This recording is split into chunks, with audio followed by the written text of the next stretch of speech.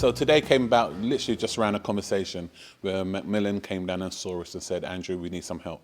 And I said, what kind of help do you need? And they said, listen, we need to get into the BME community to have those conversations that are not being had in our borough. So yeah, we managed to pull this off in about 6.5 weeks, which is just incredible. Normally it takes us about 6 months to do something like this, but we've managed to do this in 6.5 weeks with a lot of help from a lot of people.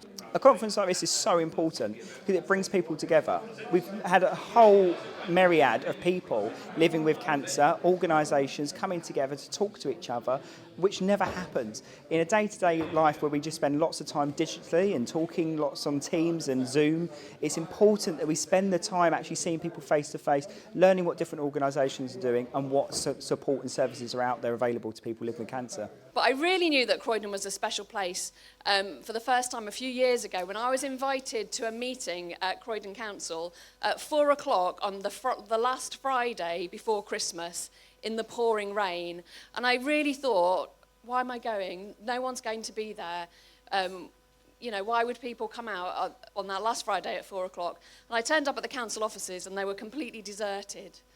And then they took me to this room and it was absolutely packed with organisations from Croydon who wanted to come together and wanted to talk about cancer and what they could do to support the people of Croydon.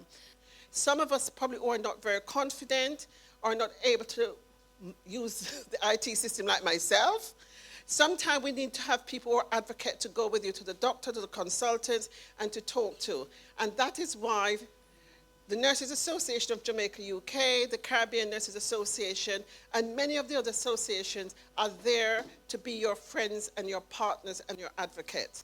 So we're here today to obviously be part of this great event in support of cancer, particularly the impact that cancer has on BME people, and to really raise awareness of our services and the support, because what generally tends to get overlooked sometimes is the impact on young people's mental well-being, either because somebody in their family may be going through or having experienced cancer, or even they themselves as a young person, because that also gets overlooked as well. So we're here to let the community know about all of the support that Macmillan can provide, both on a national level.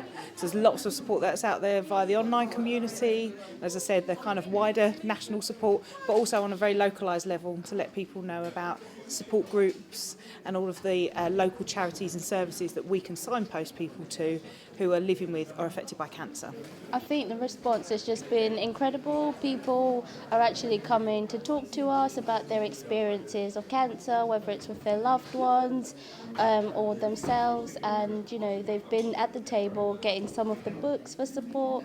They've picked up a lot of our core support cards, so it's been really good. What's clear is that cancer does not discriminate, and that's something I picked up from Anton this morning at the table. So he was picking stuff up, I was picking stuff up too.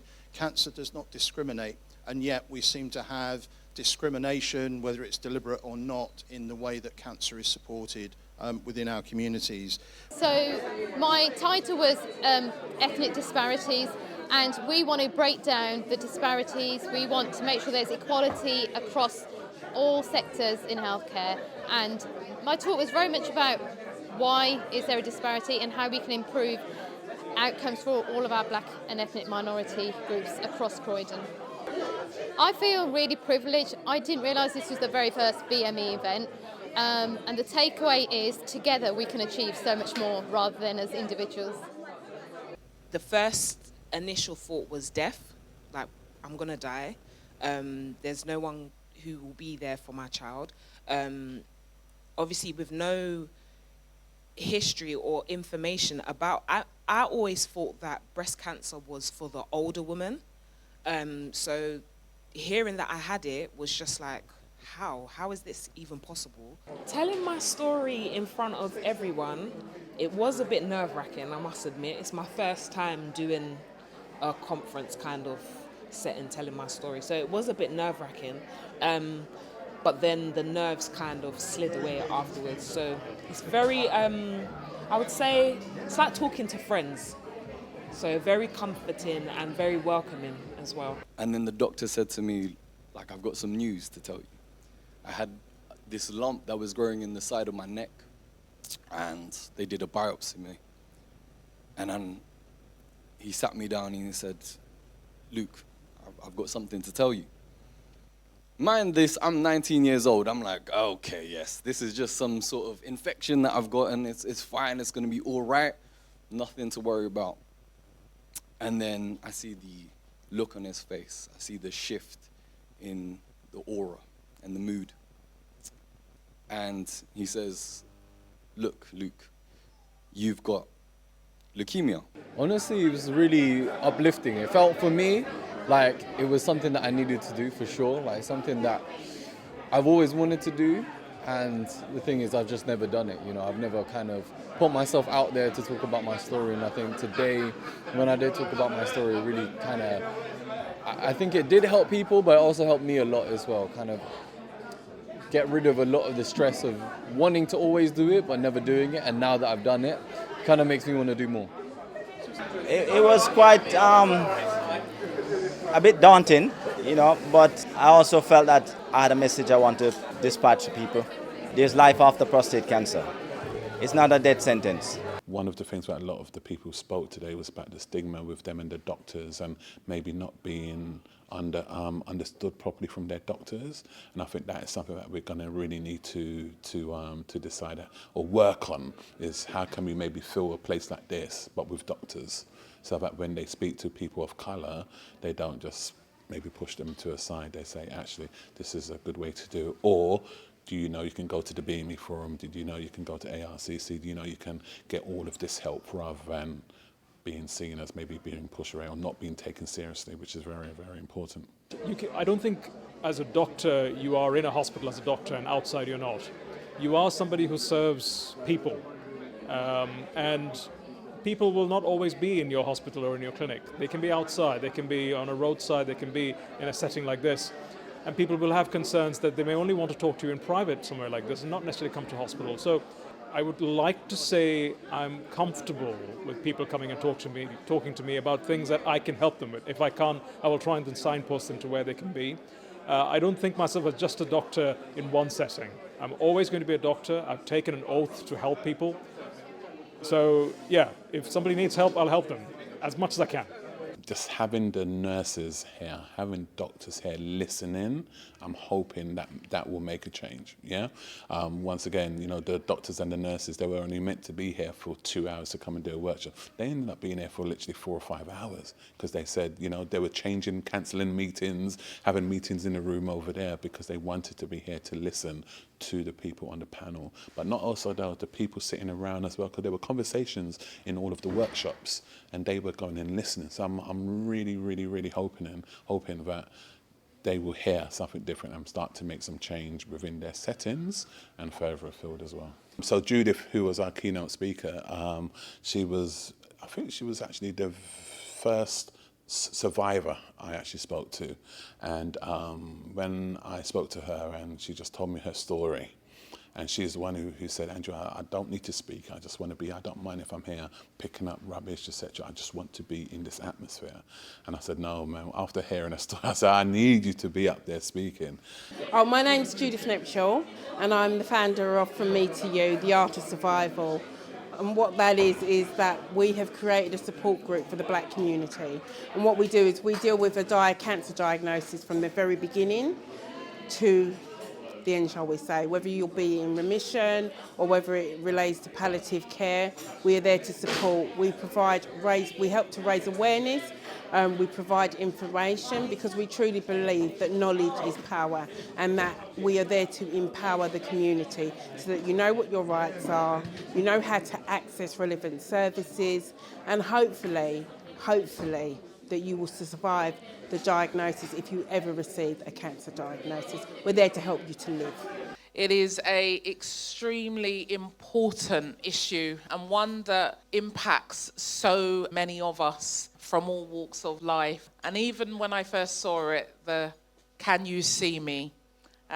Because, you know, I can imagine some of the conversations that you've had today, and that is very much the impact of cancer. It is about, can you see me? It's about whether or not we are comfortable discussing what happens with that diagnosis journey. there's a lady who came up to me right at the end and she said, Andrew, I need to see you. And I was taking pictures and, you know, with Rob and everyone. And I said, just give me 2 minutes. And she just stood there. I went over to her and when she said, I've been diagnosed 3 weeks ago and she hasn't told anyone. Yeah, she says she hasn't told anyone.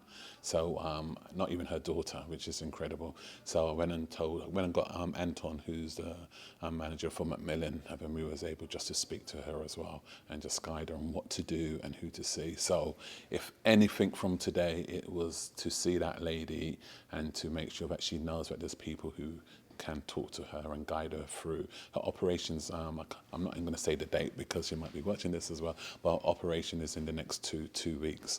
So hence why she said she wanted to come today just to see. But for her to reveal that to myself, you know, is why we've done today. So hopefully those conversations will continue going forward as well. Right, my name's Beryl St James, and I've lost 4 of my sisters to cancer. And my message is, don't sit there and worry, check it out. Because sometimes you'll have symptoms that look innocuous, but in actual fact, if you get it checked, you can get it caught and get it sorted a lot quicker, rather than sit there and worry about it. What I take away from today is lots of people want to do the right thing. Lots of people want to do the most positive things. Together, we are a force in dealing with this word cancer, because cancer will eat away at you mentally. That's the biggest challenge. You have to deal with it physically, but it's how you deal with the word cancer mentally that is the key to how you cope with it. My takeaway from today's conference is we need to do it again. So many people today in Croydon has told me that this conference has meant that they've taken away information and support. Why not do it again? Why not have the time? Why not be questioned by people about what they need as people living with and affected by cancer?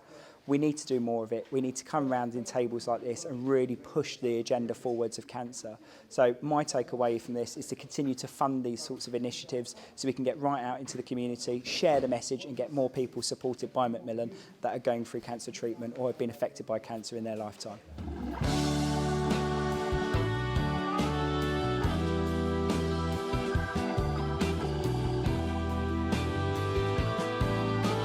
I am exhausted, I am, but I've still got a smile on my face.